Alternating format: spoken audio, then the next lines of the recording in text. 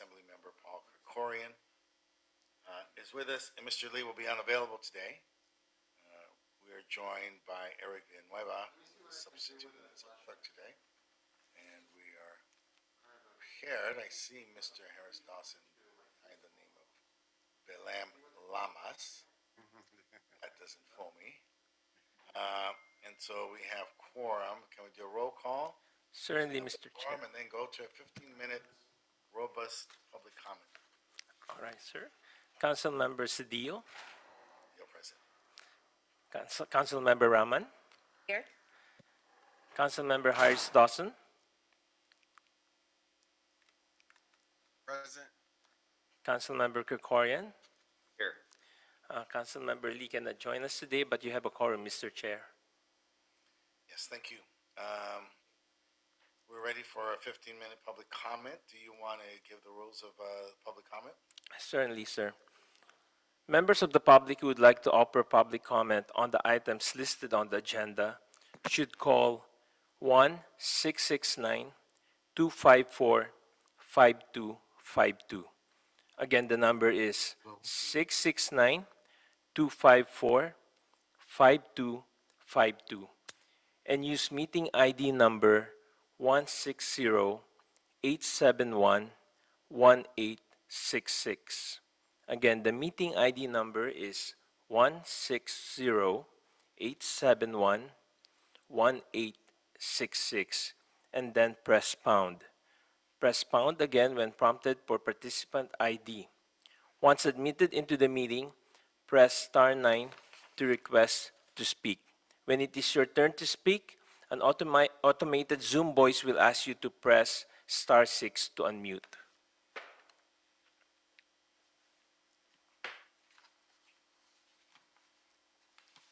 Okay, Mr. Loman, are you prepared for public comment?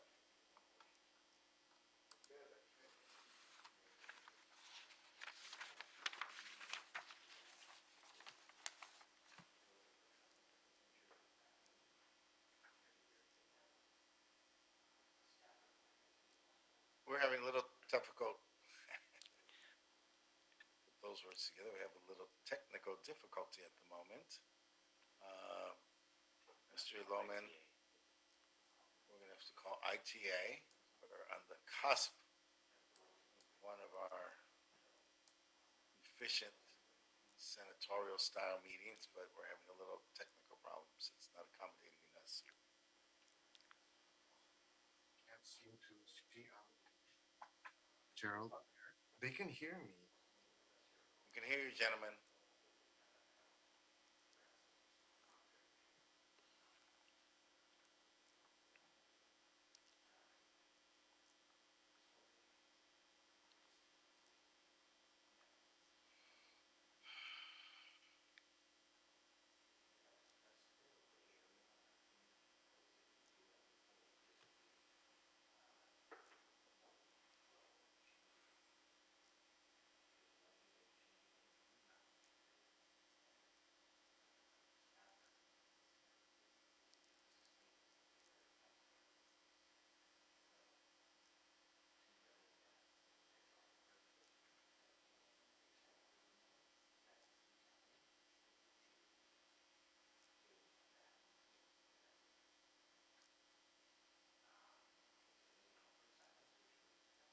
Give us a minute or two. We're trying to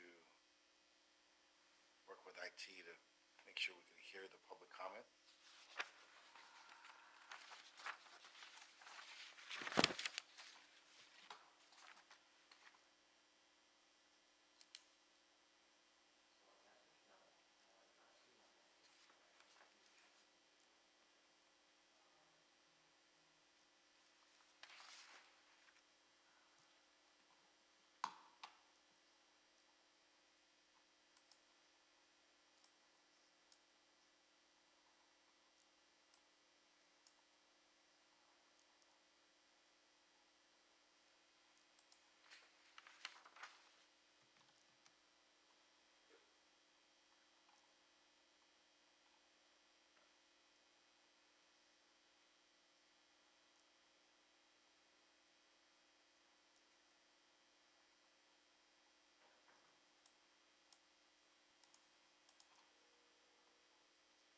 Mr. Villanueva, would you like us to take a 10-minute break while we wait for IT?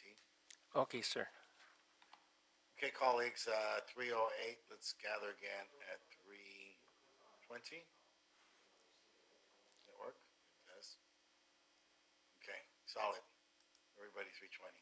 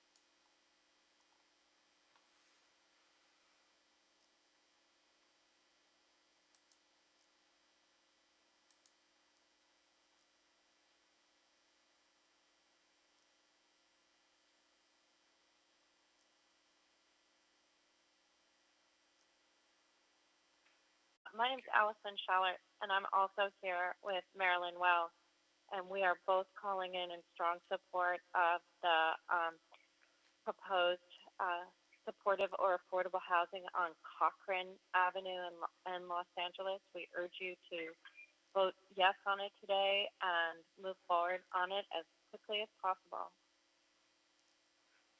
Okay.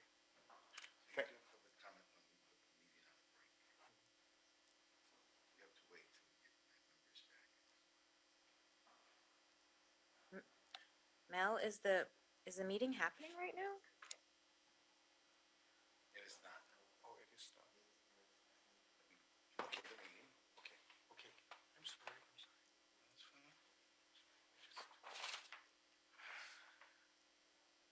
Okay, colleagues, Mr. Krikorian and Mr. Harris Dawson, if we can get you back, we've did a workaround. And so as soon as we get you, excellent. We have quorum, Mr. Harris Dawson.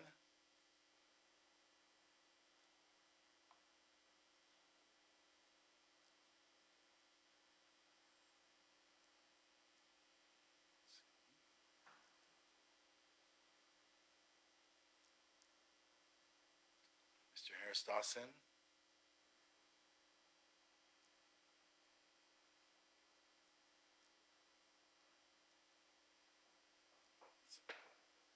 Give us 1 second to find Mr. Harris Dawson. We will be ready to go forward with public comment. We found a workaround, and so 1 second.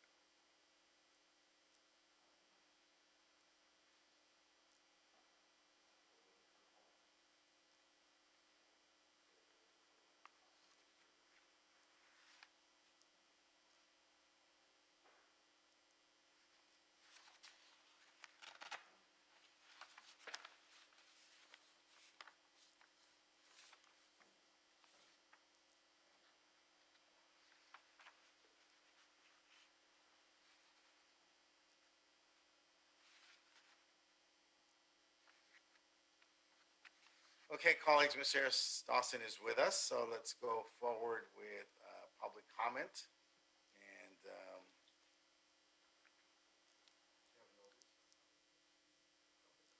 yes, as we noted earlier, we'll have a 15-minute public comment period. And it is 3:18, and so we are ready to go. Thank you. Now I'm gonna sit there. The chair? Oh, okay.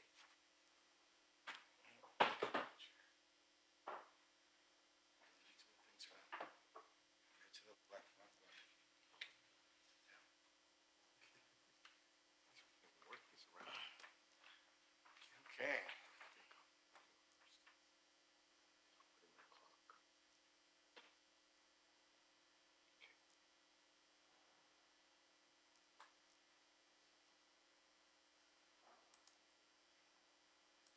Caller, could you please state your name and the items you want to speak on?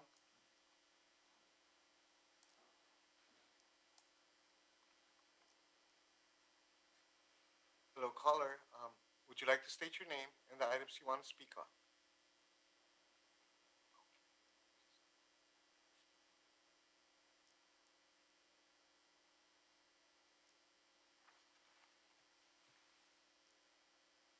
Caller, state your name and the items you want to speak on.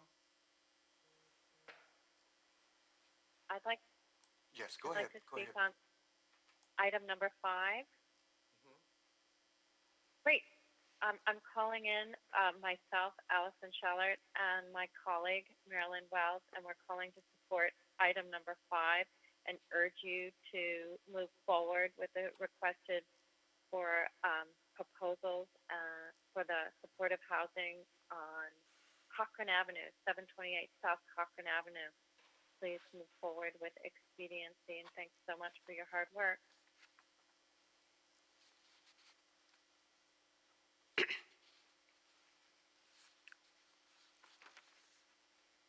Thank you, caller. Caller, could you please state your name and the items you want to speak on?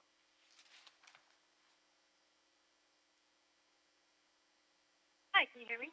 Yes. Hi. Okay, great. I'm just calling in to support item 4 and item 5, which you're evaluating for public housing. Affordable housing and permanent supportive housing is the solution to the homelessness crisis. So, I strongly support that, and I hope you go through with it. Thank you. Thank you.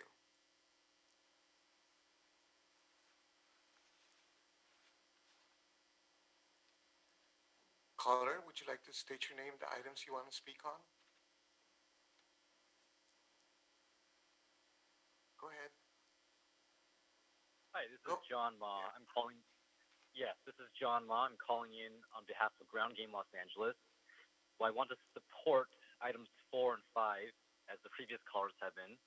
1905 North Highland Avenue and 728 South Cochrane Avenue are both incredibly exciting locations to be putting out permanent supportive housing. Personally, as a resident who lives not far from the latter address, I would love to see this come up, and please do move forward with this important step that we just need to get this done. So thank you so much. Let's do it. Thank you, caller. Caller, would you like to please state your name and the items you want to speak on?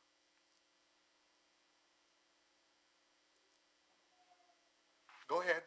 Hi, my name is Aramaz, and I'm an LA City resident. I'm calling in support of items 4 and 5 for permanent supportive housing. We need more permanent supportive housing throughout the city, and these two projects sound like they would be good fits for the community, and I would encourage the council to approve more projects as well. Thank you. Thank you, caller.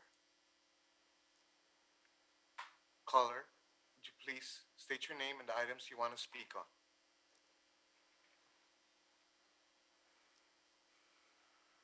Go ahead. Hi, good afternoon, council member. Thank you for allowing us to make public comment. I'm calling in to speak on agenda item number 5. My name is Lauren Nichols, and I'm the chair of Mid-City West Neighborhood Council. I'm calling on behalf of the council and our stakeholders We had submitted a community impact statement in support of the item you're discussing, item 5, regarding 728 South Cochrane Avenue. We've seen an increase of homelessness in our neighborhoods as well, of course, as other people have seen in their own communities across LA. And we need more affordable and supportive housing. So we really encourage the council to pass the motion as written. This is really an ideal location as well. It's close to jobs, parks, and of course the future Purple Line station at Wilshire and La Brea. So it's really an ideal location. Thank you so much for your consideration. Thank you, caller. Caller, could you please state your name and the items you want to speak on?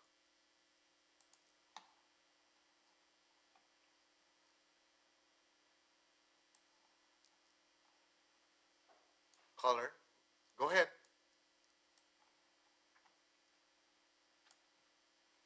Go ahead, Hi, caller. this is Ramon. Hello? Yes, go ahead. I'm sorry. Hi, this is Ramon Burries calling on item number 4. I'm calling to support the affordable housing motion. However, I did want to request that it not go the RFP process, as the company was already in negotiations with the city for this particular property to turn it into affordable housing. And that would slow down the process should we go RFP. Thank you, caller. Caller, please state your name and the items you want to speak on.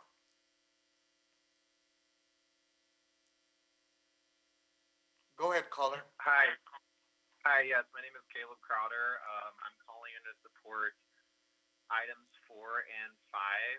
Thank you to Council Members Rahman and Ridley Thomas for bringing these forward. In regards to the last comment, I know we're not supposed to respond to people, but I would just encourage this committee to make sure that we are putting out a request for proposals. I would say that's a very important part of this process to ensure that we are making sure that we have folks who are going to put the best projects forward. So thank you for bringing these. Please pass them. I'm very excited about this. Someone who lives very near to these. So thank you all and have a great day. That's it for public comment. Mr. Chair.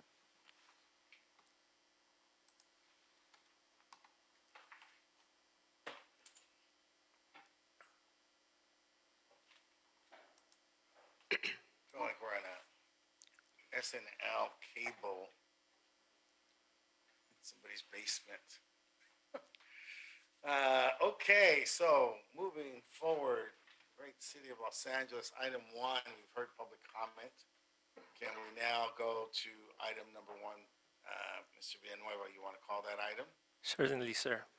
Item number 1 is a City Administrative Officer and Los Angeles Housing and Community Investment Department reports relative to authority to execute a second amendment to the interagency agreement between the Los Angeles Housing Department, LAHD, and the Housing Authority of the City of Los Angeles, HACLA, for LAHD's continued provision of professional environmental services pursuant to the California Environmental Quality Act, the National Environmental Policy Act, and other relevant federal, state, and local land use and environmental laws and regulations for HACLA.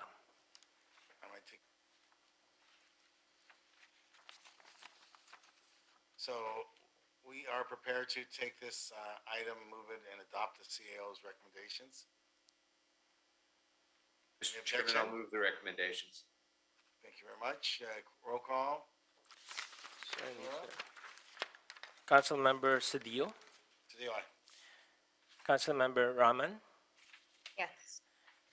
Councilmember Harris Dawson, Yes. Councilmember Kikorian. Aye. It's approved, sir. Let's move to item number 2.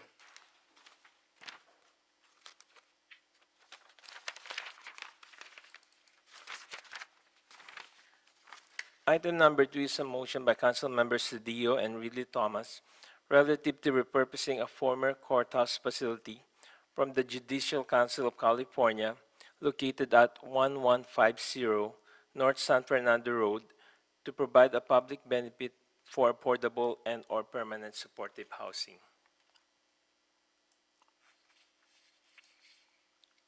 Colleagues, this is a courthouse in my district. San Fernando Road. I drive by it frequently.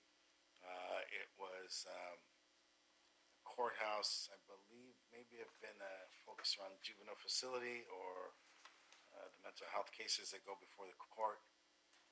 But it's been abandoned. It sits there. It's a large facility. It had capacity to hold people in custody, and so there's a real opportunity for us to take this big footprint and repurpose it as affordable housing. It's designed in a way that it may not need much tenant improvement, and we simply need to work out a donation from the state to the city so we can address our mutual concerns around homelessness. If there are no objections, I would move to adopt the motion. Mr. Chair, let So the moved. record reflect that there were really cool parties there in the early 2000s. You know, I missed that. And you know, Mr. Harris Dodson, if we act well today, maybe there will be again. At least an opening. Mr. Villanueva, you want to Certainly, sir. Councilmember Cedillo, do I? Councilmember Rahman, Yes. Councilmember Harris Dawson, Yes. Councilmember Kikorian. Aye. The item passes, sir.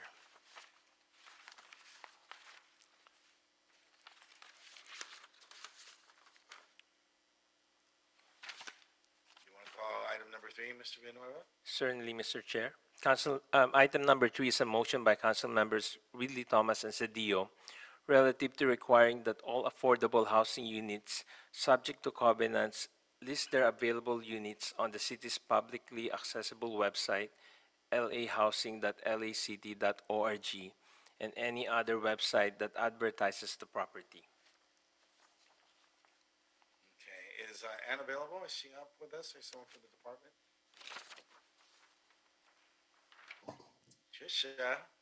Tricia Keen, Executive Officer for the Housing Department. I am available to answer any questions that you might have on this item. How are we doing? What's the status? Is there participation? So we recently, within the last several months, updated our accessible housing website to include listings of affordable housing, not just our accessible housing units. And that website was updated, improved greatly to improve its accessibility, has been adding, as I mentioned, affordable units as well as accessible units. And it is also currently in the process of undergoing some further user-based improvements to make it much easier for more people to interface with it. And I noticed that Anne joined us, so certainly she can add to any of this as well. But we are absolutely happy to work with your office and the city attorney's office and our developer partners to make sure that we can have as large of a universe of units available on that website, because it is working. We have heard from housing navigators that once it launched in its updated form, they were able to make housing placements off of it much more smoothly. So we know it's a good tool, and we are happy to continue to grow its functionality. And I will certainly invite Anne to say anything else if there's something I missed or she'd like to add to it. Hello, Ann. Hi, good afternoon. Sorry to join just in the nick of time. Ann Sewell, General Manager. No, I think an issue that's come up recently is that our covenants on our buildings that we don't finance, the transit-oriented community buildings, the density bonus buildings, those covenants require that developers use best efforts to list on the registry. And we're talking with the city attorney and planning, going back to, like, what's the best effort? You list it. So to try to, really expand how that process would work and make sure that it is part of a broader affirmative marketing plan that each project has. So we'll be glad to report back on that. Colleagues, any questions? Any concerns we have with our constituents accessing the site? Yeah, I had one question, which is, what is Hcid's interaction with developers to make sure that they're doing this, or rather, who is making sure that developers are doing, holding up their end of the bargain in terms of listing the units and whatever is stated in the covenants. I think it varies according to whether it's a building that we finance, in which case we very much, we pay a consultant who monitors them as their first listing up and then, annually, versus a incentivized, transit-oriented communities or density bonus building where it's in the covenant, but we, haven't really had an active monitoring program, at least at that phase, at the initial, and that's something that I would really also like to change. The good news about our incentive programs is they've tilted so that there is more of them than of subsidized housing, and we definitely want to make sure that we are maximizing the access to those units for the people that need them the most. So that's part of the changes that we would hope to return, in September, October to this committee to talk about the changes in the covenants. So you want to make it such that units that are created through the density bonus and TOC programs are also monitored through these same methods? So in the subsidized housing world, at least actively used before we created the coordinated entry system and used that so much for much of the supportive housing, every project in the old days used to have what was called an affirmative marketing plan, and they listed where they were going to advertise, what news outlets, what community groups they were going to partner with, the sorts of events they were going to, and when they would open applications, and the method by which they would choose tenants. Would they be lotteried? Would they be, time and date stamped? It was pretty much, you could pick it up and understand exactly that the developer really understood how it was going to work. And you could hand to a community organization that watched this building get built and said, how do I apply? You could hand them something that said, this is going to be the outreach vehicles, and this is how it's going to work. I would really like to see us return to something like that we could then monitor, that would be far more robust than just listing on a registry. Because it would give, a few years ago, the Turner Center did a study of hundreds of not supported, but family housing projects that had been subsidized across the state, and realized that something like 85% of people learned about the project from walking by it. People really do come from the neighborhood, and so we really want to make sure that those people who live in the neighborhood have the opportunity to, apply as the buildings are coming up.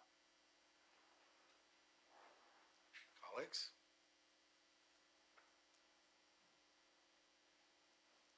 Mr. Krikorian? Thank you, Mr. Chairman. I think this sounds like a really important tool for the city to have. First of all, for the obvious reason of ensuring that navigators and the public know what's available out there, but also for purposes of compliance, because there are always those developers who covenant units, and then those units end up, for whatever reason, not becoming available to the general public, end up getting rented to people who have some connection to the developer, or so on and so forth.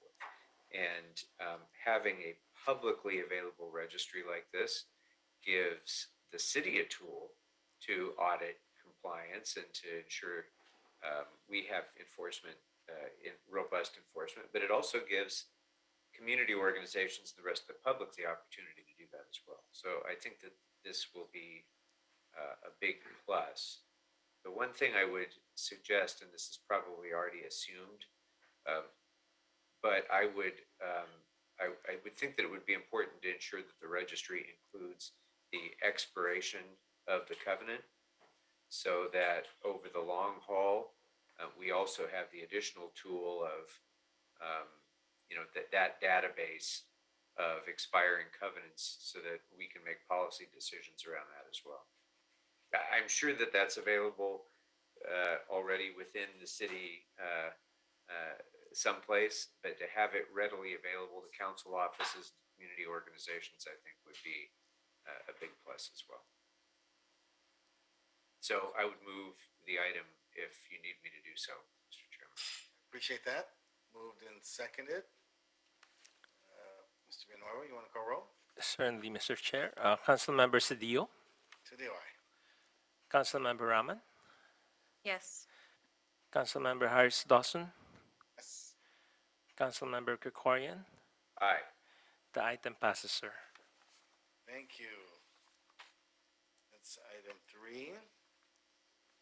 Now we get to the exciting part. Items 4 and 5 are also candidates for consent. Ms. Rahman, you want to make any comments about these great projects soon to be Yeah, delivered so near you? thank you so much for scheduling these for today. These are two sites in our district that we're putting forward for feasibility studies for either 100% affordable housing or for permanent supportive housing. And I wanted to take this opportunity um, to really thank the CAO, who's been great at answering some questions from our office that have also come from residents about what the feasibility study process looks like and what it means. And I think we have folks here to answer those questions, but um, really, I just wanted to say that these are two sites, one at 1905 North Highlands and at 728 South Cochrane Avenue. One is a lot that's currently vacant. The Cochrane Avenue lot is a parking lot right now. And we've done some initial outreach to groups in and around these neighborhoods to let them know that we've kickstarted this process. But we've told them all that this is the very beginning of a long process in which community engagement will be a part of it.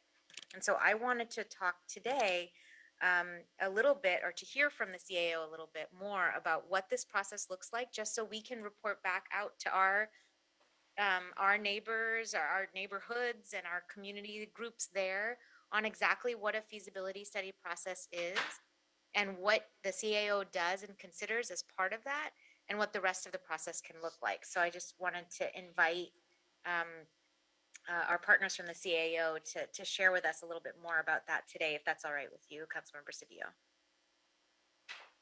I'd be enlightened. Great, thank you. Oh, are you ready for Jackie or Daniel, either one. me? Okay, hi. Thank you so much for inviting me. My name is Jacqueline Vernon Wagner, and I am Chief of the Asset Management Group in the CAO's office. The Asset Management Group is a fairly new group, as it goes in the CAO's office. It's been around since 2016, and we've been tasked with working on properties that have been designated for economic development as well as for housing. Councilmember Rahman, you are absolutely correct. We are at the very start of the process. This particular evaluation process is called the Asset Evaluation Framework, AEF, and it was approved by this council in 2016. This process lays out a standardized, transparent, defensible manner in which to review properties and to bring forth their disposition recommendations, again in a very transparent manner, to the council for its consideration and approval and/or denial. There is a review process. It is the asset evaluation framework requires that all properties that are being considered or that will be considered for any type of use first require a motion, and in some instances, the consideration and/or disposition and deliberation of what will happen to that project will go before the Municipal Facilities Committee. So again, we're just at the very start of this process, and once the motion is issued, then my group works with the Department of Building and Safety, as well as with Planning and General Services and a number of other departments to determine the buildability of the site, the feasibility of housing on the site, the encumbrances on the site, the current condition of the site. Of course, the vision of the council office is very important, but there are a number of different things that we do have to do before we can actually realize the vision that may be put forth for that particular property. We consider the environmental conditions as well. There may be particular development constraints on the site, and that due diligence usually takes place about 45 to 60 days We will then involve housing. Housing will further do additional review on the site, and then we put together a report that will go before the Municipal Facilities Committee. That's in another 45 or so days. There are opportunities within the process to secure community input, but again, it is really preliminary, and you will still have to go through the process of getting a project description and then do additional other community outreach. So again, we bring the recommendations to the Municipal Facilities Committee. It's considered, forwarded to council, and from there, if it is if we're authorized to release a solicitation, then once we release that solicitation and the responses come back, then we begin the selection process and move towards a project description. And that's where the most appropriate time is to really solicit the constituent and citizen input. And that's approximately 6 to 8 months. So we have a long timeline before we get to that stage. Yes, ma'am.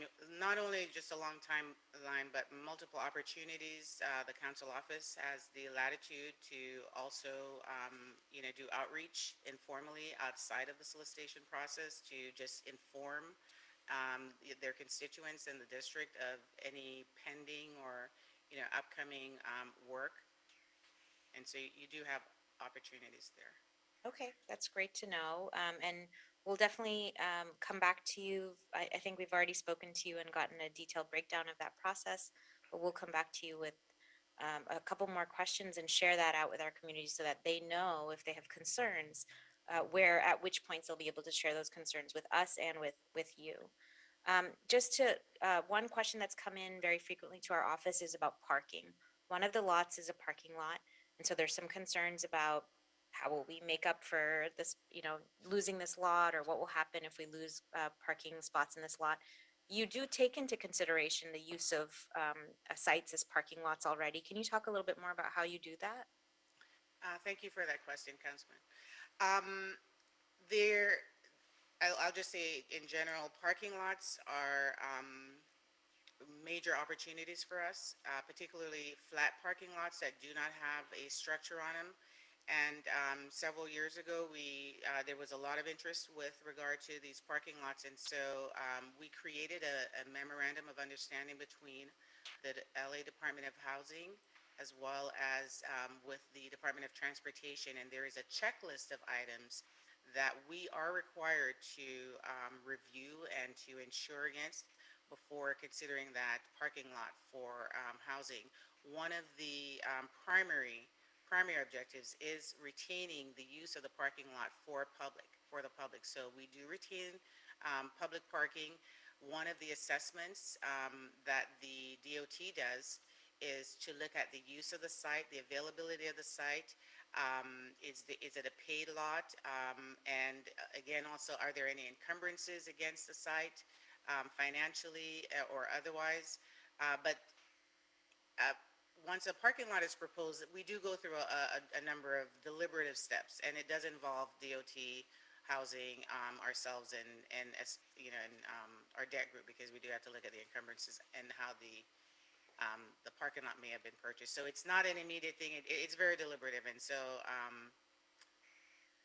I don't know if that answers your question. Yeah, I mean, I guess the concerns from the community are some people depend on those parking spots, but it looks like the process that you're using considers the usage of those parking spots as part of it, and potentially suggests mitigation strategies if there is construction that is, that is proposed for the site at some point.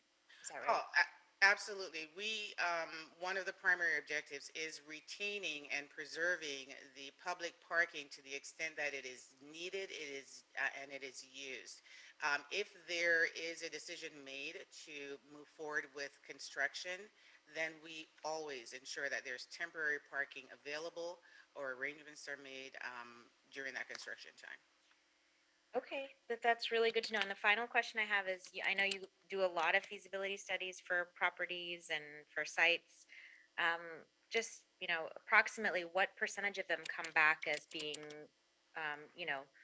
that building on these sites is actually feasible? Is it that every site is usually feasible, or is it that only a few are, or how does that work? I think I'd be misspeaking if I gave you a percentage because I'm really not, I don't have that number. So I'd have to report back to you, but I can tell you it's not 100%. It's probably less than 50. Okay, that's great to know. So these are some of the frequently asked questions that we got.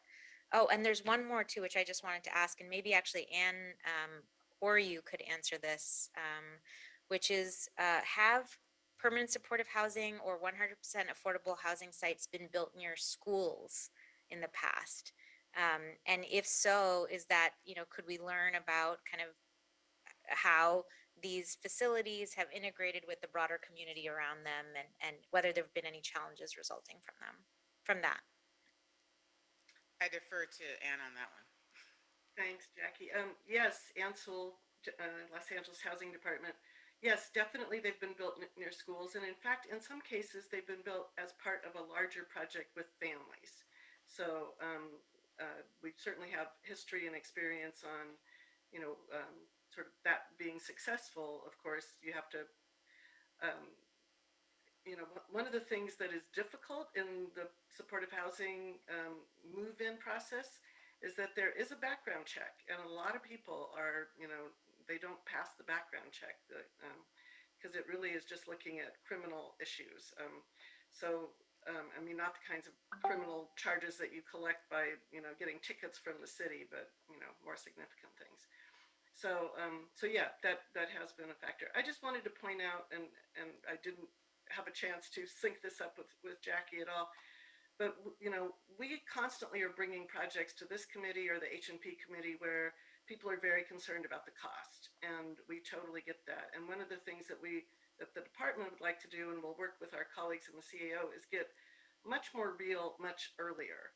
Parking costs $60,000 per space. It's not hard to look at the market value of a site and compare it to the number of parking spaces that you want to replace and do is this going to work up front kind of an assessment in terms of maybe it would work for a different kind of developer, for a market rate developer who really wanted to go to, much higher density. But for those of us who want to keep our housing costs within, it's not free land if we're giving it to people with a requirement to replace parking at 60,000 a space that exceeds the fair market value of the site. So we really need to, I think, assess that up front and decide whether we're willing to go forward with that. Maybe it's a great development project in some other way, but we've been talking about housing, housing plus, and we're trying to avoid the housing plus. Yeah, that's a great, I think that's an incredibly important point, because you get criticized, I think, for all kinds of, or what the city gets criticized for, the cost of housing as well. But I think in many places they're trying to replace parking spots because there is also criticism from the local community about losing those parking spots. And so I think being upfront early on and saying, here is what we stand to lose, or here's how much more the project will cost if we want to keep these parking spots for the community. I think those are really important conversations to have early on. So I appreciate that input. And I think we will come back to you, Anne, to get more feedback from you and your department about places where schools and permanent supportive housing projects have been integrated effectively, and to bring those back to neighbors in these areas who have had questions. And we just want to make sure all of those questions are answered. So thank you so much for both of your time today and for answering all these questions. We're going to summarize this and make it available in our newsletter for our district residents who've been excited about this project, as you can see from the callers who called in today, but some of whom have also had questions. So I want to just thank both of you for your expertise and for sharing that with us today. Thanks. You're welcome. Thank you for having me.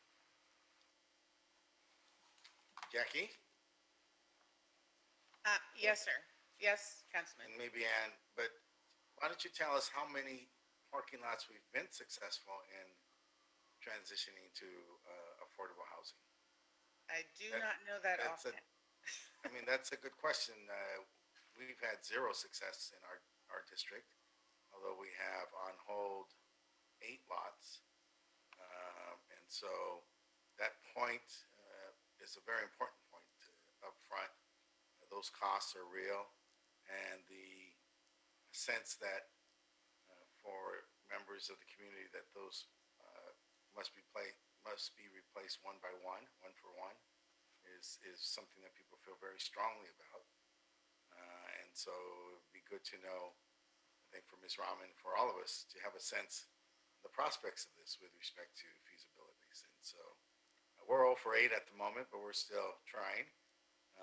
But be interested to know how we're doing citywide with respect to parking lots. I don't know if Mr. Harris Dawson has had any experiences, or Mr. Kokorian, in taking city lots and transitioning them into affordable housing with a one-to-one replacement.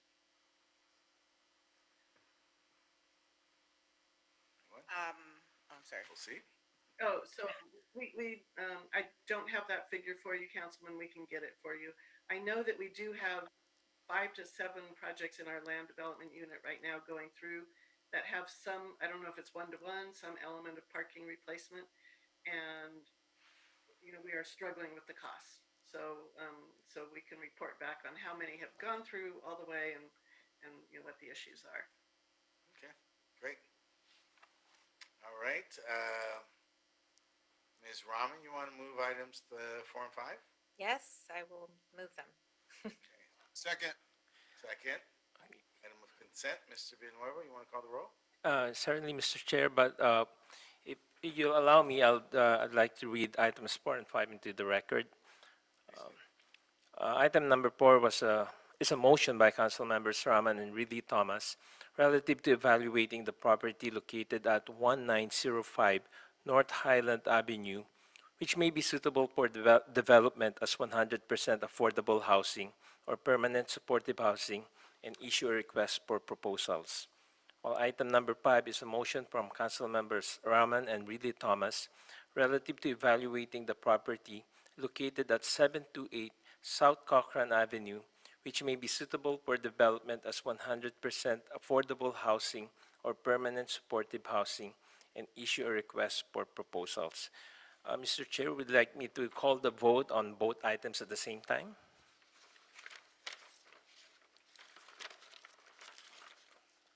I guess. Call roll? Yes, okay, sir. Councilmember Cedillo, Yes. Councilmember Rahman, Yes. Councilmember Harris Dawson, Yes. Councilmember Kokorian. Aye. Both item passes, Mr. Chair.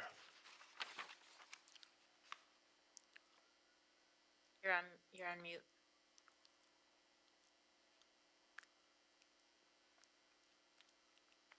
There is the most profound thing I had to say today. Anyway, let's look at the end of our agenda. Are we prepared to close the meeting? The desk is clear, sir. Desk is clear. Is there a motion for adjournment? Second. Second. Okay. Without objection, the meeting is over. Thank all of you. Have a great, great afternoon. Congratulations. Thank you Councilmember, all. and Thank everybody. Have a good day, everyone. Everybody have a great day and a great